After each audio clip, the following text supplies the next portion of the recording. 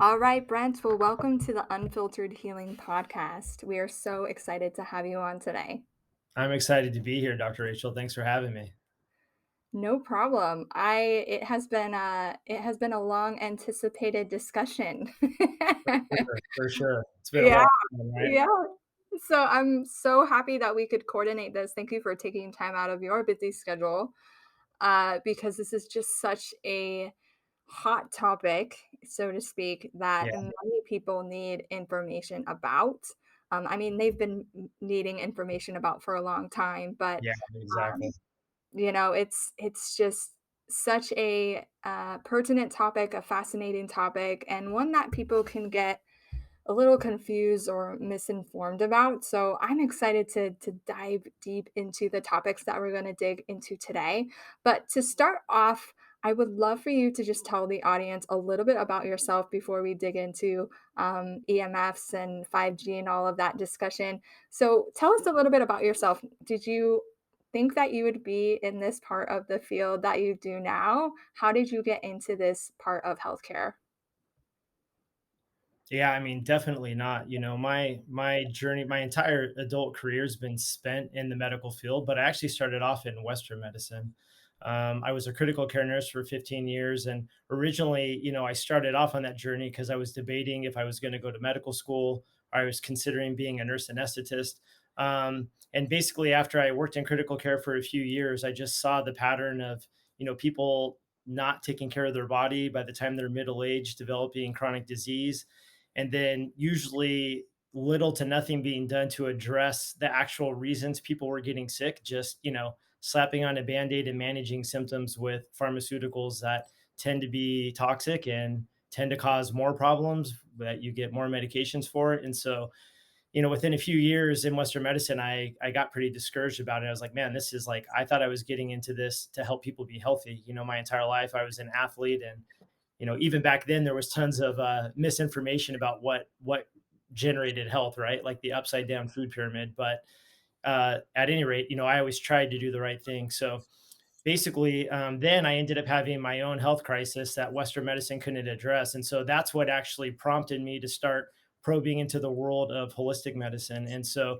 that's where I actually healed and recovered. And so I ended up deciding to, instead of medical school, I went to Chinese medical school, studied acupuncture, nutrition, herbal medicine, and then I did a internship abroad in Chengdu, China, at a traditional Chinese medicine university there before I came back and started my holistic practice here in the US about 15 years ago. So about 5 years into my practice, so it's been a decade now that my wife and I have been addressing EMFs. It used to be something that we just did with our patients, and then over the last several years, I really believe that EMFs have become the biggest invisible toxin that people are being exposed to. Mhm. So many people have either symptoms and or actual disease medical conditions that are stemming from EMFs, and they have no idea that it's coming from the technology that they depend on and the technology that surrounds them, whether they're out in the world, if they're at work, if they're at school, everywhere you go. And so that's what really prompted us to broaden our reach and not just working with our patients, but making this our focus of how we were going to serve the world. Yeah, and didn't you, like, initially get into it because of something happening with your wife as far as, EMFs in general, or was it prior to that that you started digging into EMFs and their relationship to health? Yeah, so that's a great question. Definitely, we kind of had my wife kind of had a pretty major health crisis related to EMS, but before that, we were already involved, especially with me, coming out of being an acupuncturist, which is involved a lot with your nervous system and the energetics of the body. So, in the early days, a lot of the focus was on avoidance. Sadly, now a lot of people are still trying to approach it that way just by avoidance. But the reality is, even if you try to avoid EMFs, unless you move to the moon, like it's impossible to avoid EMFs now. Yeah. Even if you were to get rid of all of your own wireless technology, you'd just be scratching the surface of your overall exposure. So it's really not a real solution. But back in the early days, that's what it was. 10 years ago, for example, I would always teach my patients, like, sleep with your head at least a foot or two away from the wall so that, any EMF coming from the electricity and dirty electricity going through the circuit of your home won't be interfering with your brain and your nervous system when you're trying to sleep at night, things like that. Yeah. From there, we had the capacity to remediate like cell phones, laptops, telephone, uh, cell phones, Wi-Fi routers, as well as some more, not as advanced as what we have now, but also some personal protection that you could carry on your body. And then, in the coming years from that, then we actually developed the capability to remediate like entire structures, whether it's a home, an office, a school, a church, whatever it might be. And so at that point, we had actually, all of our technology in our home was remediated. Our house was actually remediated. But the way it works that I always describe is, if you think about Lady Justice, where she's blindfolded and holding the old world scales, where, you have a crossbar and then plates hanging from chains on either side. So it's Mhm. like, if I have a pound of vegetables on a plate over here, it's going to drop. If I want to balance that, I have to put a 16-ounce weight on the plate here, and then they'll balance each other. So the bottom line is the more EMFs you have, the more of this scientifically tested rare earth natural materials that we use for remediation you have to create a strong enough harmonizing field to balance that chaotic energy coming from the EMFs. And so the reason I'm saying that now is because at that point, when we remediated our home, it was for the amount of radiation that was affecting our home at that point. And then what happened was all of a sudden, my wife started developing these devastating, she doesn't really call it a headache, but at this point, I'll just call it like devastating headaches. She has no history of headaches, no history of any kind of neurological issues whatsoever. And then all of a sudden, one night when we went up in the evening to tuck our boys in for bed, all of a sudden her neck and shoulders started locking up. And then she developed very quickly after that what she describes as waves of vibration going from like the suboccipital area on the back of her head through her brain to the back of her eyes. Mm. And it was so intense. Literally, she wouldn't be able to open her eyes. Like she would bury her face in her hands. It actually brought her to tears. Like I'd ask her to like look at me, and her eyes would be closed, but I could see her eyeballs just oscillating back and forth like hundreds of times per minute, just uncontrollably. And she could barely open her eyes. She could barely talk. She wouldn't even be able to tuck our boys in. And after like a few nights of this, in hindsight, I kind of kicked myself that it took me a few nights to figure it out. But at that point, our home was remediated. It didn't cross my mind that this would be EMF because I thought we were good. Yeah. But by the third night, because of the pattern, like how as soon as we went upstairs shortly after, the same thing, I was like, what, this has to be EMF. So we did some testing on her. She was testing that it was definitely related to EMF. So what we do to remediate a structure like a house or a business, whatever it is, I went and I added more material on the outside of our house near our electrical circuit, and then boom, shortly after, her symptoms totally went away. But it was so intense, it was so scary that we actually still went to the ER and went and got an MRI of her brain just Mm. to make sure that there was nothing organic going on. Thank God there was nothing. She was totally fine. It was just the way her nervous system was reacting to the EMFs. That was several years ago, but basically, it turned out that they had installed a 5G cell tower less than a block from our house. And so, because of the location of the tower, the kind of simple explanation is, there's a hillside in between the tower and our house. So, there wasn't a direct line of sight with the lower story of our home. But when we would go up to the second story where the bedrooms are at night, there was only one house in between our house and the cell tower. So we were getting much direct impact of that 5G cell tower. And so that's why all of a sudden she would develop the symptoms when we went into the upstairs. Okay. So at Yeah. any rate, that was like that was a major wake up call to us. And at that point, like I wasn't involved on social media my entire life. I had deliberately not engaged in social media my entire life. I was like, I just kind Yeah. of old school.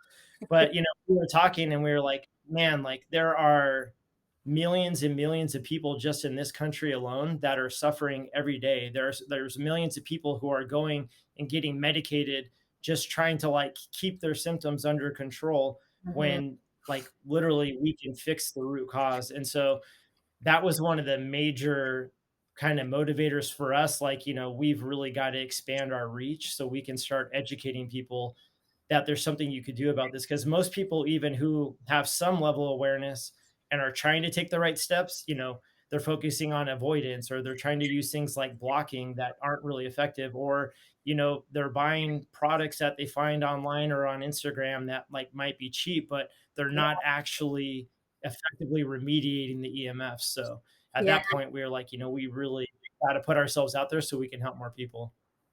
Yeah, we're gonna dig into a lot of those different facets of what you just explained. So I'm gonna pull it back for a minute and we're gonna go back to the basis of like what are EMFs. So for individuals that listening that I don't even know what you're talking about, let's talk a little bit about what so EMFs stand for electromagnetic frequencies.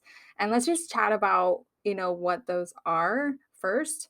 And then we can kind of dig into more of what you were talking. So, would you explain for a moment what those actually are? Sure. So, like you said, EMFs, electromagnetic frequencies or electromagnetic fields.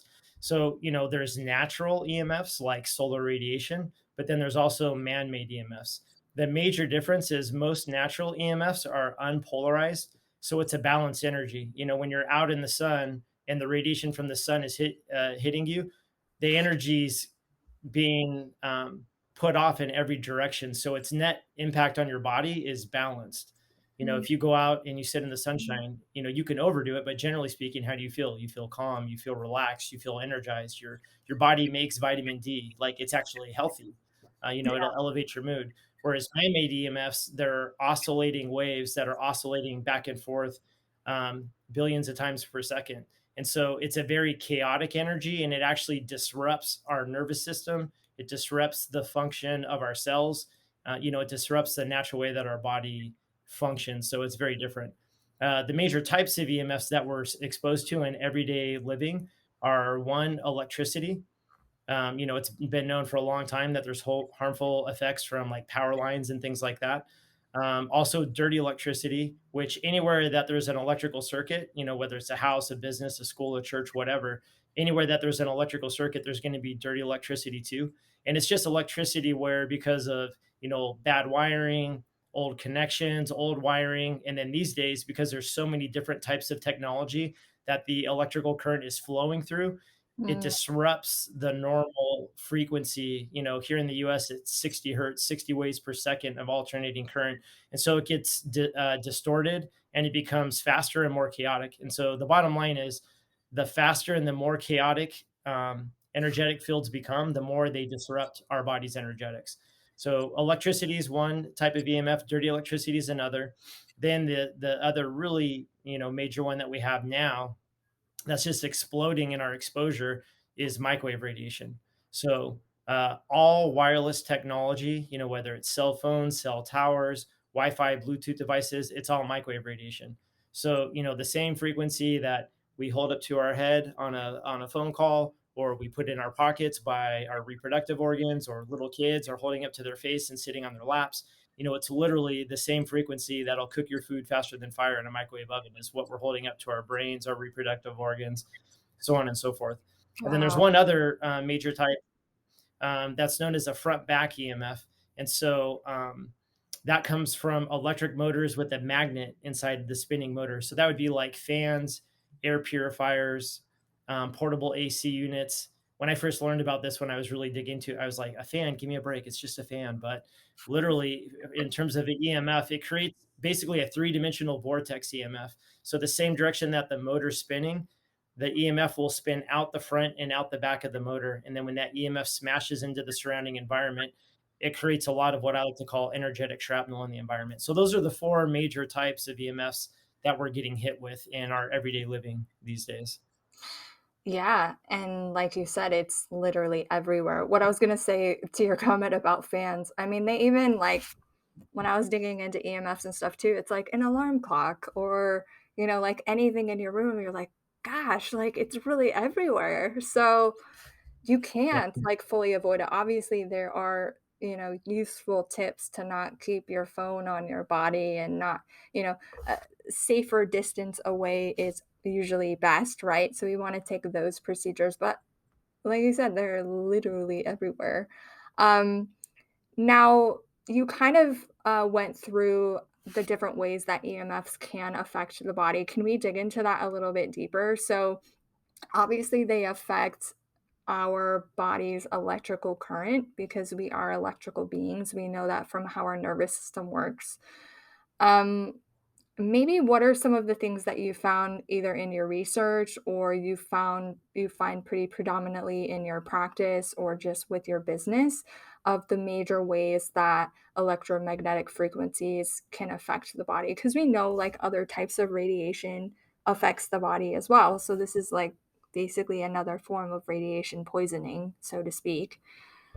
What are some of Mhm. those top ways for individuals to recognize and maybe just know that this can be because it can affect different people differently? So what are the things that you Absolutely. found either in your research or in your practice that affect people the most with these, frequencies? Yeah, so there's kind of like two aspects to that. One aspect is kind of like signs, symptoms, illnesses, and diseases that we know EMFs are causing.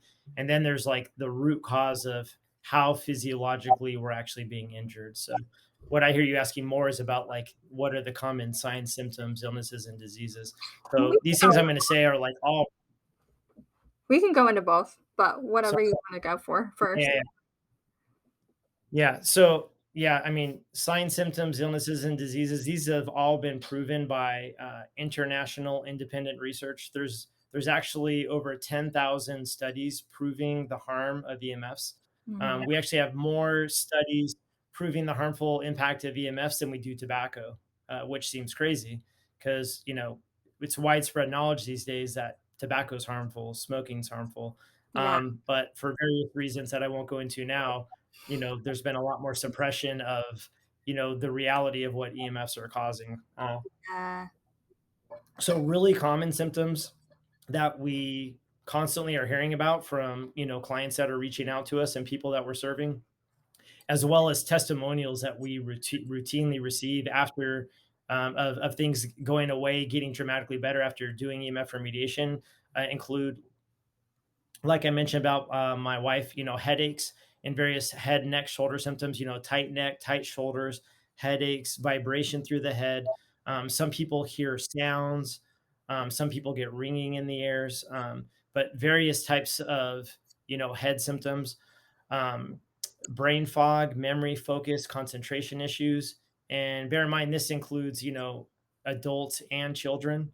Um, we mhm, get testimonials from a lot of homeschooling moms as well as teachers that have remediated their classrooms, about kids being calmer, kids being more focused, being less distracted, being less disruptive, being less disobedient.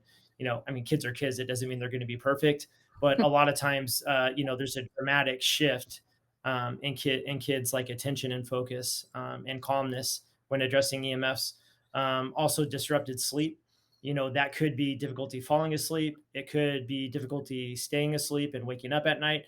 Or for some people, this is something that both me and my wife experienced actually before we had remediated the entire structure of our home, was sleeping through the night, but just feeling tired and groggy in the morning. That's really common as well. It's like people are sleeping, but they're not going into deep sleep. So their body's not getting recharged and energized like it's supposed to because the sleep's mhm, not really effective. Um, Also, various other types of neurological effects, such as seizures. We have testimonials from kids who had seizure disorders, and like literally after remediating their home, we have some clients where it's been several years now, and their kids have never had another seizure since remediating their home. Also, neurodegenerative disorders like Alzheimer's in the elderly, autism in kids. There's a direct correlation between how much EMF exposure a woman has when she's pregnant and the incidence of autism. Obviously, there's, after the kid's born, there's also environmental toxins that can induce that as well. But because of the genetic damage that can be caused from EMF exposure, it can predispose kids to autism. Um, Weakened immune system. That's why it's, not really any surprise, where this whole pandemic began, because that was the first city in the world to have a high density, full scale 5G rollout. And in November of 2019 and in December over that same region, they turned on a super low orbit 5G satellite right over that region.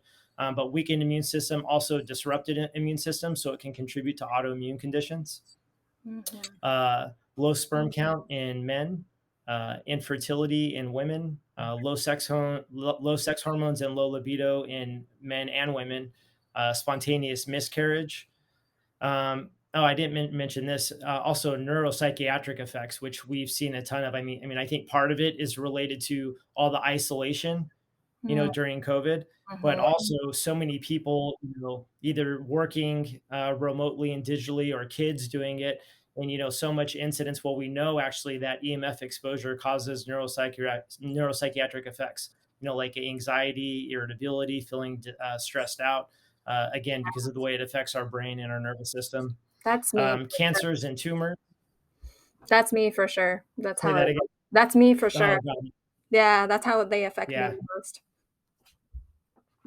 Got it.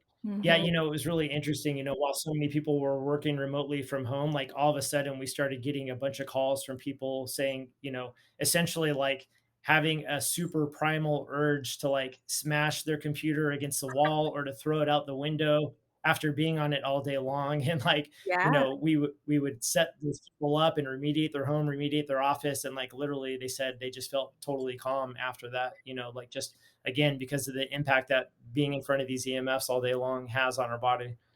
So cancers and tumors, though, major issue. And mhm, then ultimately, even if somebody has no symptoms related to EMFs, we know from research that on a cellular level, everybody is getting oxidative stress and free radical damage because that's actually the root cause of injury.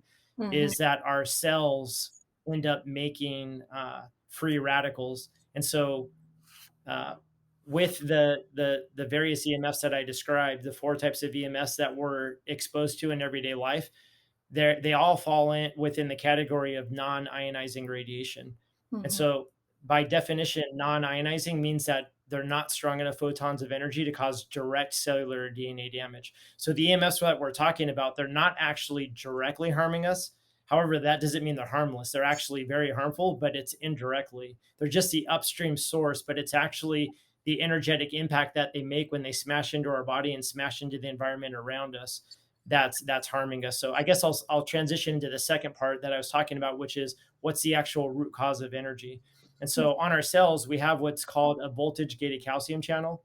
And voltage gated is the key part of that phrase. There's energy sensors on our cells. And what happens is in the presence of all this, energetic shrapnel, I like to call it, or all of this chaotic energy that's reverberating through the environment and through our body, it actually triggers these energy sensors on our cells. It makes them malfunction and these calcium channels open up when they're not supposed to. And so you can get up to 1 million ions of calcium going through each individual calcium channel on each cell every single second. And so you get this massive flood of calcium. It can actually go into the cell or out of the cell. But basically, the cell ends up getting hyperpolarized or depolarized. As you know, our cells work by polarity, and so it causes the cells to malfunction. There's a whole domino effect chain reaction in the cell, and the end result is that our cells produce free radicals.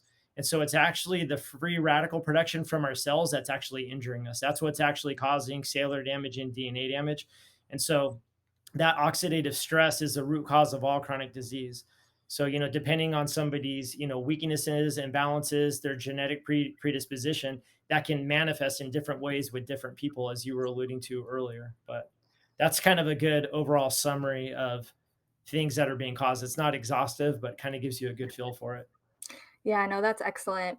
I think the root of so many different types of conditions is oxidative stress, and, um, Yep. there's many different forms of this, but when, individuals really look at, because we're so inundated with other resources and now we're in this cage and bubble of radiation.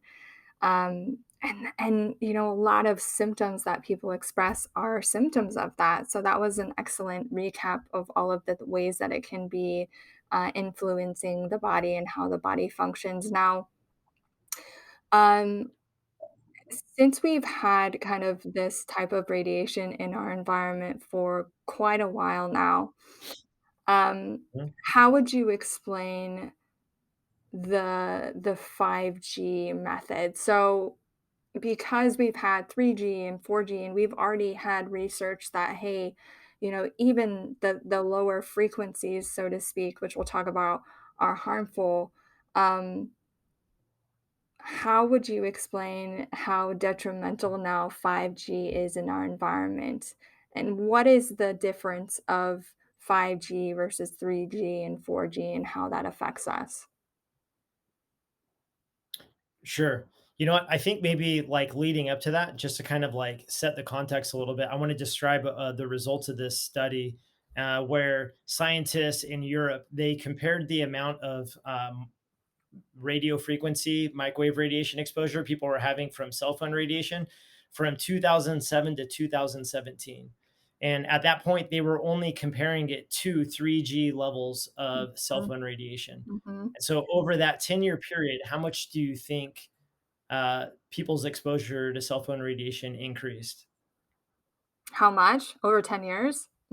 Yeah, Yeah, yeah. How much do you think it increased? 50%? 50%, yeah.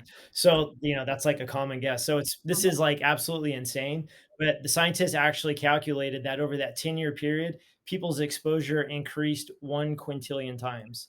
So, I've never met somebody that even knows what that number means yet, but it means 1,000,000 trillion. So, this is like legit science, but even if the scientists were a million times wrong, that would be a trillion time increase in people's exposure over that 10-year period. And Mm, so part of it is, what you're asking about, which is like the increase in the radiation. Because we used to have dial-up internet, and then we had 1G cell phones where you could just make a call, and then there was 2G where you could text, and then there's 3G where you could do some basic internet functions, and then 4G, now 5G. Well, that's part of it because as the technology gets faster, as you can send more data more quickly, it's mhm, because there's more radiation. But also over that period, there is an exploding increase in the amount of wireless devices that people are using.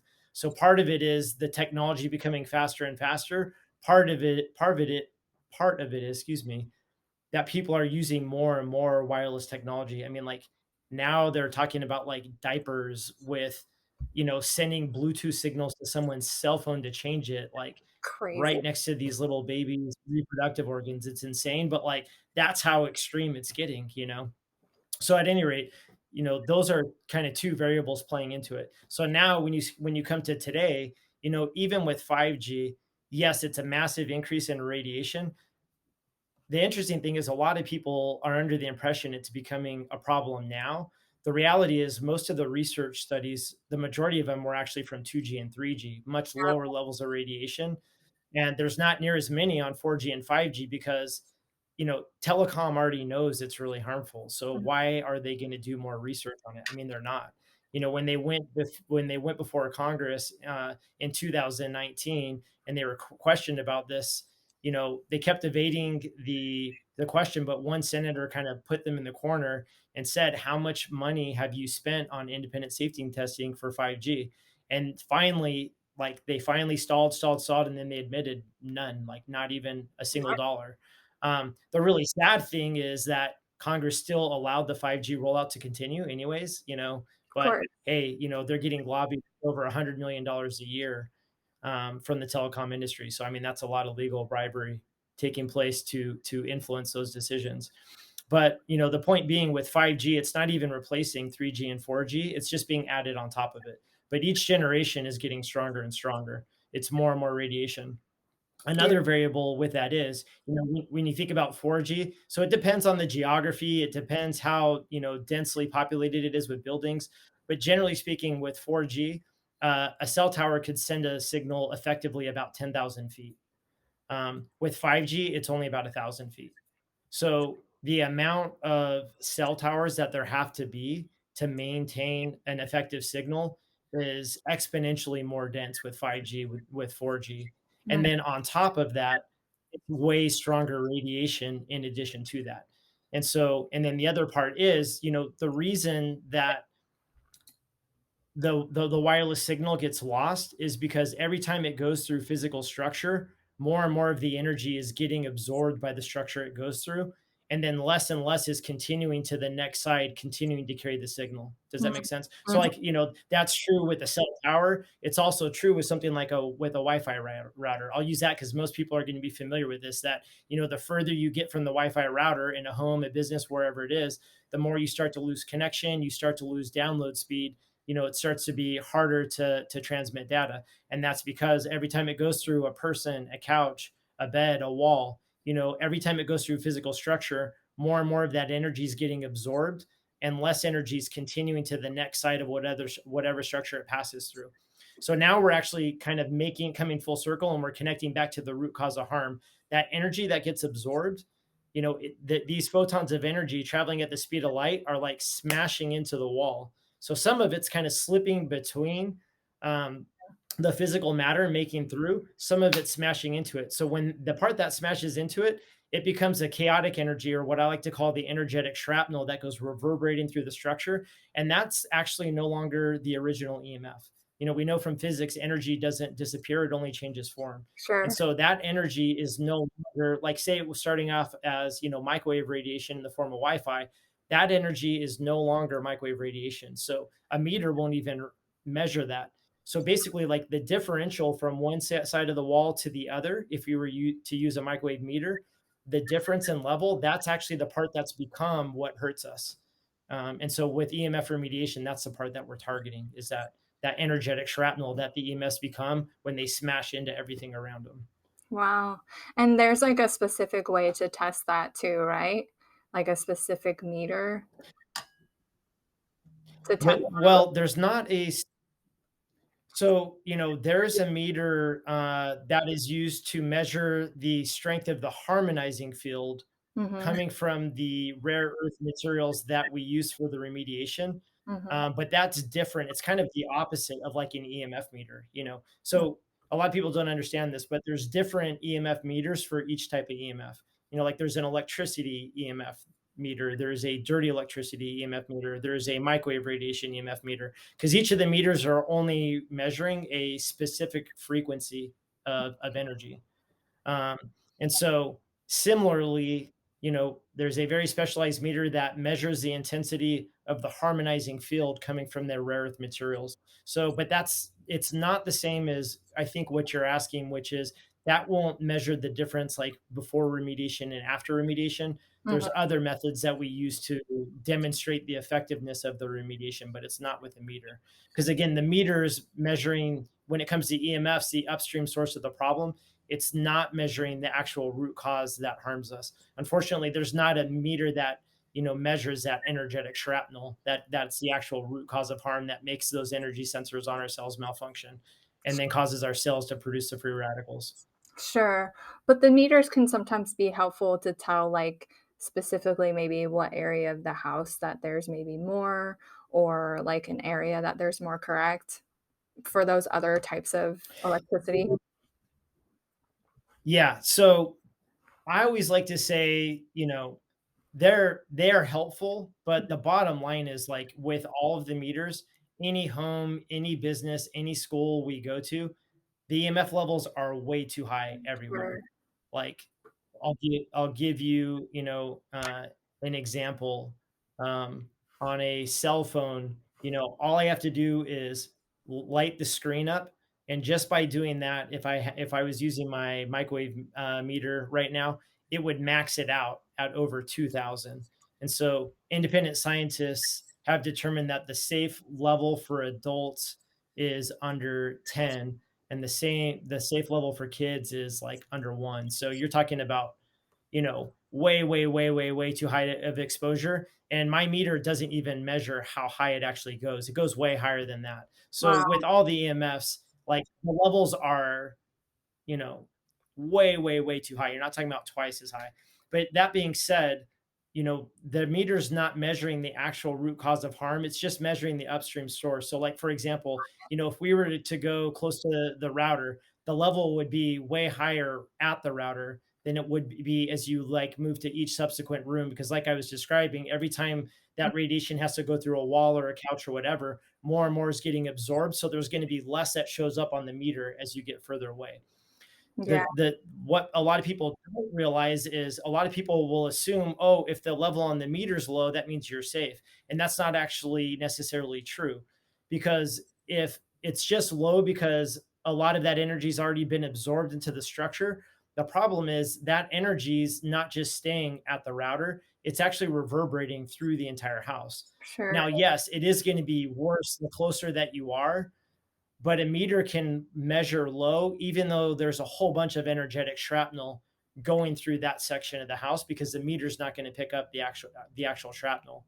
Before remediation, every wireless device in the home is adding to the overall amount of energetic shrapnel that's going all through the entire structure. And then not only is it all of your wireless technology and all the electricity and dirty electricity coming from your circuit, but it's also everything coming from outside. Your smart meter on the outside of the house, your neighbor's smart meters on the outside of their houses, your neighbor's Wi-Fi. I mean, in a typical single family home, you can, if you go to your Wi-Fi on a phone or on a computer, whatever, you can usually get at least 5 to 10 of your neighbor's Wi-Fi signals, and that's in a single family home. sure. If you're in a condo apartment, it's at least 10 to 20 to over 30, that we see in the field.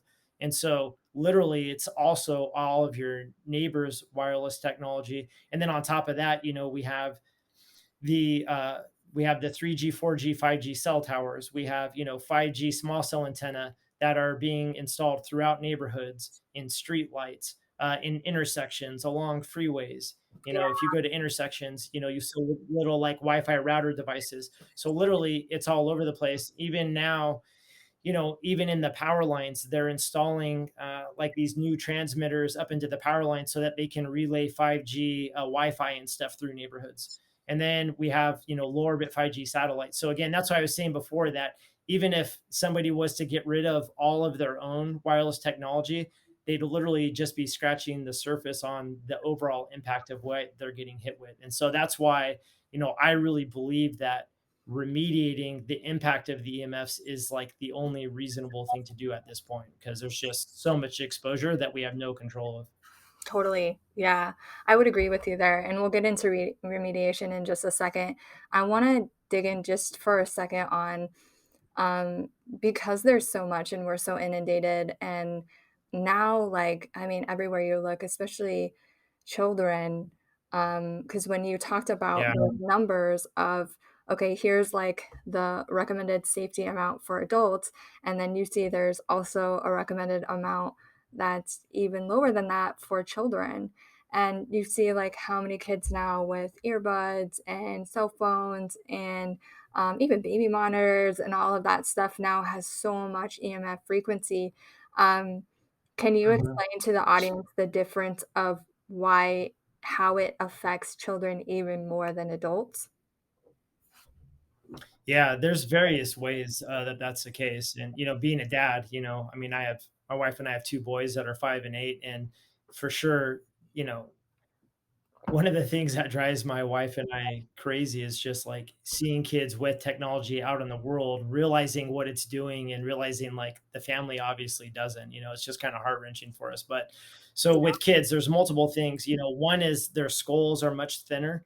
So if a child has a cell phone or a tablet or something, close to their skull, they get much deeper penetration into their brain. A young child, if say for example they have a cell phone to their head, the radiation penetrates 75% of the way through their brain, whereas adult it's only about 25%. Like a mid-aged kid, it's going to be about halfway. Also the bone marrow in the bones, a child's bone marrow absorbs tremendously more of the radiation than adult bone marrow does. Mm, Also children's cells, they just don't have the same capacity to adapt and cope with the radiation and the oxidative stress. So that's another variable. And then a huge one when it comes to kids is that a girl's eggs get 10 times the DNA damage of any other tissue. And I say girl because that includes a baby girl all the way to a child rearing age woman. mm. Either way, a girl's eggs, a woman's eggs get 10 times more DNA damage than any other biological tissue in the human body. And then what's really crazy about that is, as the immature follicles that become the eggs, they're made in the first trimester of pregnancy. So literally a pregnant woman carrying a baby girl, her daughter's eggs, which would be that woman's future grandchildren, can already be getting genetic damage, which is like insane when you think about it. Um, the scientists that are studying this, they've actually described it as a global epidemic, because when they do studies on animals, you can get animals that start reproducing when they're a year old. And so then every year you can get the next generation, the next generation. So what they'll do is, they'll raise these animals in the exposure of microwave radiation, and then they'll study, over the course of years, multi-generationally, what happens. And so what they see is, um, massive increase in infertility, massive increase in sterility. They'll even like remove the animals from the microwave radiation, but it's permanent damage. It doesn't reverse. And then they also see increased birth defects and increased disease expression, because each generation is passing on a more, damaged genome to the next generation, and then the damage just compounds with each generation. So pretty scary. Again, this kind of understanding is what really inspired my wife and I, like, okay, this is where we're really going to focus on educating and empowering people to do something, especially when it comes to protecting the next generation. And then just with kids in general, not just pertaining to girls, because remember, the whole like reproductive harm, that's just one of a whole bunch of ways that it's causing damage. But with kids in general get 2 to 3 times the DNA damage that adults do. And then again with kids, like they've done animal studies with rats, for example, and they've raised some rats with microwave radiation exposure, and it's like, this is like using like 3G and less levels of radiation. So they raise some rats with it, some without, and then they do things like put them through mazes, and they see how fast can they conquer it, like how well do they remember it, and can they conquer it in the future. And what they found was that the routes that were raised in the exposure of microwave radiation, they were much slower to complete mazes. They wouldn't remember how to do it. And then the really scary thing is they would actually remove them, before they were adults, out of the radiation. And the deficit in their cognitive abilities was actually permanent. So again, pretty scary stuff. Yeah, our poor kids, they're so inundated with so many different things, so many toxins, my goodness. Yeah, And it's like now such a yeah, literally. I mean, yeah, it's now such a social thing with technology too. I mean, it's like, you see your friends getting it, or, they may feel socially left out or whatever it is, and there's pressure on the parents. And so, I mean, it's tough. I mean, to your point of, remediation is really the only way. Do we still make strides to like decrease their usage too? Or is it just like remediate and that's enough?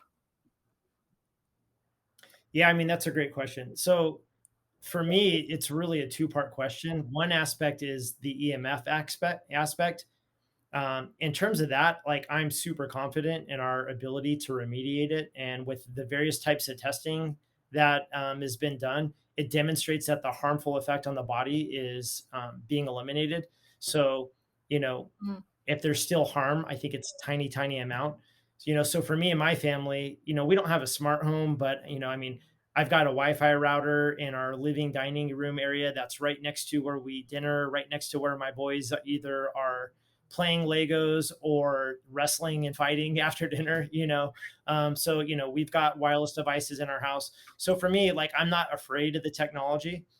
I mean, like I said, I have my phone right here. I use it a ton. If I couldn't remediate it, I tell people all the time, it would be turned off in my bag or turned off in my glove box, and I would only use it for emergencies. And that would be like really difficult because I use it a ton. yeah, But like that's the way that I am. I'm the kind of guy that I would do that if that's what I had to do. So yeah, the nice thing is, I'm super confident that we can actually remediate the harmful effects so we can continue to enjoy the benefits of modern technology.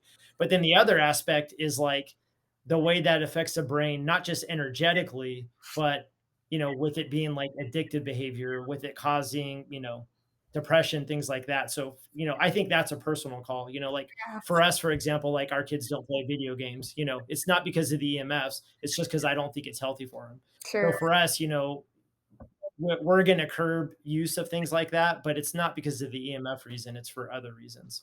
Got it. Okay. So let's Yeah. talk about for a minute then, how does remediation actually work? How does it mitigate the effects of radiation? Okay, yeah, great. So maybe I'll use like just an illustration to make it a little easier to grasp. So remember, the actual EMF, while it's the upstream source of the problem, it does not cause direct harm when it's non-ionizing radiation. Like electricity, dirty electricity, microwave radiation, or the front back EMF from the electric motors with the magnet in it. And that's in contrast to ionizing radiation like X-rays or gamma rays or nuclear radiation. With ionizing radiation, just by the radiation going past you, it will damage cells, it'll damage DNA. That's why we have to use blocking, X-rays, you're going to put a lead apron over the areas that aren't being X-rayed, or it's going to be lead in the walls to block it. So with the non-ionizing radiation, it's the upstream source of the problem. It's not causing direct harm. It's indirectly when it smashes into things. So an illustration of that is, imagine if I came into your home and I walked in the doorway, and say somebody else invited me into the home even and you weren't aware that I was there. You could be like on the other side of the place with headphones on listening to music, and say you don't even hear it, but I start jackhammering on the foundation of where you live there. Now you say you can't even hear it, but shortly after you'd be aware something was going on, right? Because you would feel the vibration going through the foundation and it would reverberate all through the structure of your home. Well, that's on a tactile level, but energetically, that's what's happening with EMFs. It's not the EMF traveling through the air directly, it's when it smashes into the wall or the couch, or also when it smashes into your body directly. Mm, And so, whatever percentage of that energy that gets absorbed into the structure, that becomes what I call the energetic shrapnel that just goes reverberating through everything, just like the impact of the jackhammer goes reverberating through everything. Does that make sense? yeah, totally. And so then because you're standing on the floor, you're sitting on the chair, you're laying on the couch or the bed, you're connected to the environment around you. So the energy that's going through the structure comes into your body, plus whatever's hitting you directly also is that percentage that gets absorbed into your body. Because another variable is, with all the wireless technology, they don't know where the devices are that they're communicating with. Mm, Take your Wi-Fi router, for example. It might be connecting with 12 different devices, all in different rooms and on different levels of a structure. So every wireless device is emitting the microwave radiation in 3 dimensions in every direction. wow. So it's literally sending it out everywhere. So as from each individual device, it's literally going to blanket every square inch of the structure with radiation smashing it. And that's just in the first room. Then as it goes through the walls, it's going to do the same thing into the next room, the same thing into the next room. And that's happening with every one of your devices. That's happening from the devices from your neighbors that are still able to penetrate. Again, all you have to do is go onto your Wi-Fi on your cell phone or on your computer and see how many Wi-Fi signals do I pick up.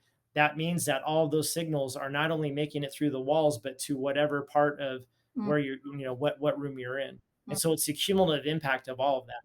So with the remediation, what we're doing is, again, targeting the actual EMF is targeting the wrong thing because it's not causing direct harm. So what we're doing is we're creating a harmonizing scientific field through the structure of whatever we fix. So it could be through the structure of your home, or it could be into your phone. Or when it comes to personal protection, you're putting that harmonizing field directly into your body, so that when EMFs that you can't control from like the Wi-Fi in the coffee shop you go into, the person who's standing next to you in line at the store from their cell phone, all these EMF sources that are smashing into your body, you're putting the field right in your body. But this scientific harmonizing field, it stabilizes that chaotic energy. And mm, so by stabilizing that energy, our cells no longer malfunction and have that negative reaction anymore from the exposure to that chaotic energy. got it.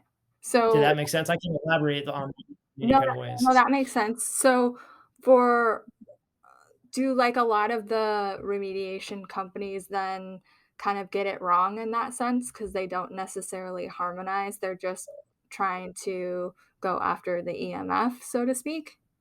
Does that make sense? Yes, it absolutely does. I mean, yes, yes, very much so. So, as I was getting more and more into this, I was researching all the different types of technology. I was testing hundreds of different products, to figure out what kind of technology actually worked the best. And so, there's the reality is for a long time, nobody actually knew how EMFs were harming people. People knew that it was harmful, Sure. right? Biologists were, studying and saying, look, clearly animals, people, when we look at blood, seeing harmful reactions related to EMF exposure. But for a long time, nobody knew actually on a cellular level what the mechanism of injury was. Mm. That wasn't discovered until 2013 by Dr. Martin Paul, who's one of the worldwide experts in microwave radiation. He's been studying it for like 20 years. Him and his team at Washington State University were actually the first ones to discover on a cellular level the malfunction of the voltage gated calcium channels. And that's actually the only root cause mechanism of injury that's known. Again, there's 10,000 studies proving different signs, symptoms, illnesses, and diseases that EMF exposure is causing, but there's only one known mechanism of injury, and that's it. So that being said, though, that wasn't known for a long time. People were just trying different things, like grounding, avoidance strategy, Sure. distance, put your cell phone on speakerphone, put it on airplane mode at night, turn off your Wi-Fi router at night. I mean, I always tell people if you're not going to do anything else, at least do that because at least you're going to reduce your exposure some. Sure. But the problem is you're only reducing the exposure while you're doing those things. Like what about when your phone's not on airplane mode? Mm. What about when your Wi-Fi router is on? Like when you know the details of what the research shows on how harmful it is, you really quickly realize that that's not enough. I mean, sure, like drinking three-fourths of a bottle of poison is better than drinking a whole bottle, but like Sure. I want to get rid of the poison. You know Yeah. what I'm saying? Yeah, yeah, yeah. So, and then even when it comes to remediation, there's a lot of variation when it comes to people doing actual remediation. There's a lot of products out there like, stickers that people put on cell phones and things where they're actually using man-made EMFs to try to fix man-made EMFs. And to me, like, I'm not crazy about that. Mhm. It's like I don't want to use a pharmaceutical if I don't have to. There's certain such situations where I think that, it is the way to go. Sure. Um, but I think those are far and few between. So if I can use a natural field coming from the earth that humans have always been exposed to, and people throughout civilizations have used these earth materials to promote healing, I'd much rather do that than using some very new man-made technology, such as scalar waves, where there isn't an industry standard of what it's producing. There are no, studies on long-term effects. And with different types of testing that we've done, we've seen a lot of times these man-made frequencies are actually causing the body to have a negative reaction to them as well. Mm. Um, so, and then even when you're talking about within the natural material, um, we just did a post on Instagram about this, but there's various natural earth materials that can produce a harmonizing field. I would say that the most widely known one is shungite. Mhm. What most people don't realize is that not all natural materials emit the same amount of harmonizing field, even within the same type of material. You could have 10 pieces of shungite that were about the same size, and all 10 could have a different intensity of harmonizing field. And so, there's a lot of people out there who, whether it's intentional or not, they kind of treat it like it's magic, like, oh, I have this pendant, so like now I'm magically safe. Or, Sure. I have this, shungite pyramid in my house. Now I'm like magically safe. And it's not magic. There's just an invisible scientific field. And so that's why using materials that have been scientifically tested is so essential. Because if you haven't actually tested the raw materials to determine how strong of a harmonizing field they're producing, it's the equivalent of buying a diamond online based on the carat weight, but knowing nothing about the color or clarity of the stone. Mm. I might get a great deal on a 2 carat diamond online, but like if I get it and it's like a brown rock and no light goes through it, like my wife's not going to be too impressed when I tell her I got her a new piece of jewelry. You know what I'm saying? For sure. So having materials that are scientifically tested is essential. So, the products that we're using for remediation, they're made of the top 1 to 2, at most the top 1 to 3% strongest rare earth materials. So we're using the cream of the crop, the very best, the very strongest materials. And so that's how we can consistently and reliably know what it takes to remediate EMFs. We know that if we have this amount of material of this intensity of field, it will fix a cell phone, it'll fix a router, so on and so forth. Mhm. But when people are just randomly buying pieces, even a material that can potentially, have a harmonizing field, unless it's quantified, you really don't know what you're getting. It's kind of like taking shots in the dark. Yeah. Do those materials, like, wane in their strength over time at all? Or is that kind of just a That's a great question. Yeah, it's a great question. So, unlike a lot of the man-made frequencies that a lot of companies are using, and some companies are using like a little bit of both.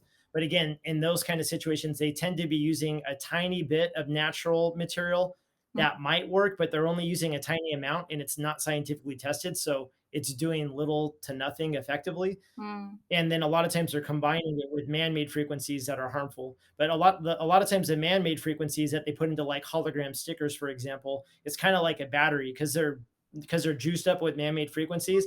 They deplete, and within a matter of a lot of times like 6 months, um, whatever little effect they were having is gone. Whereas because these are natural materials that naturally emanate this scientific field, I always like to compare it to magnetic rock. Magnetic rock is naturally occurring rock material with an invisible magnetic field that's being emitted. It's the same kind of idea.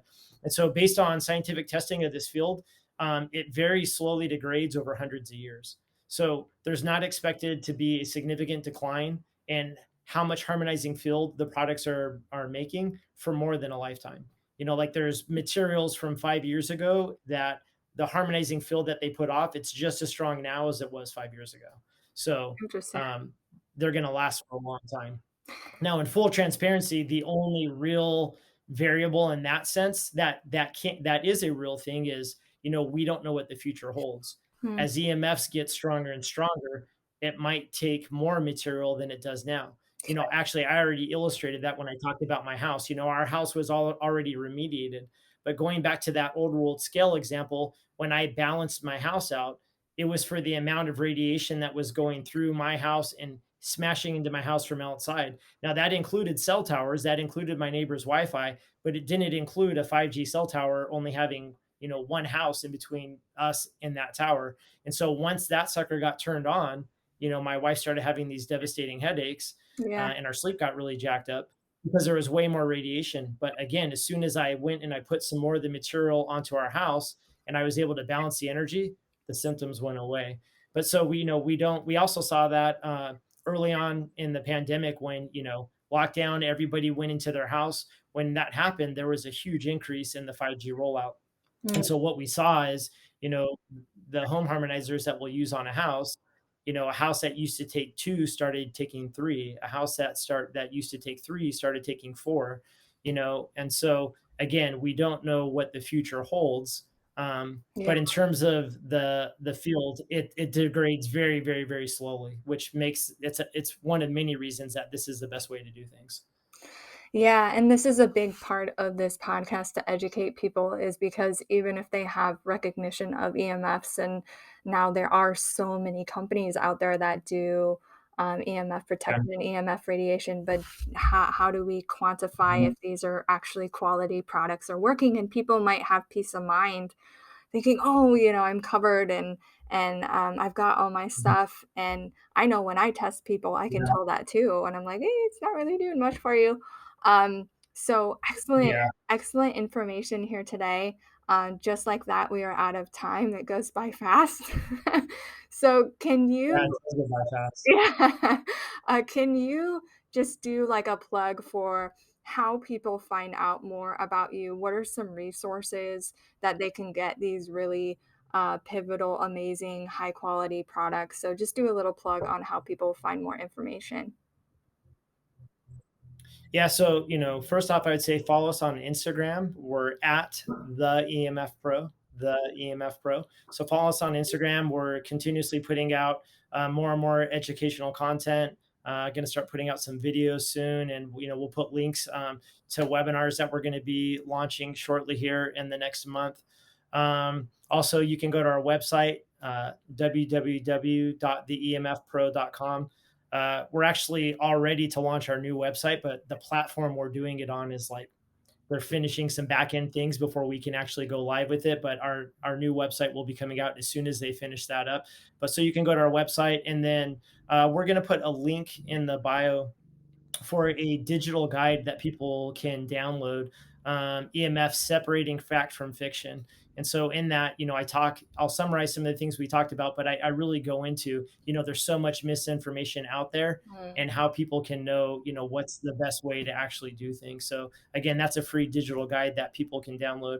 And then whether it's through my website or through the link tree on my Instagram account. If people want more personalized help, you can actually complete an assessment and schedule a free consultation where I'll help you put together the best strategy to get your family protected. So Yeah, just reach out. We're here to serve you. I highly recommend that, especially if you're local to San Diego, but even if you're not, like, getting customized, protocols to see how much you actually need for remediation is really, really, really helpful. You helped me a lot with that in my office and home, so I'm definitely very grateful. I'm grateful for this conversation. Thank you so much for taking the time out. I know people really need this information, so thank you again.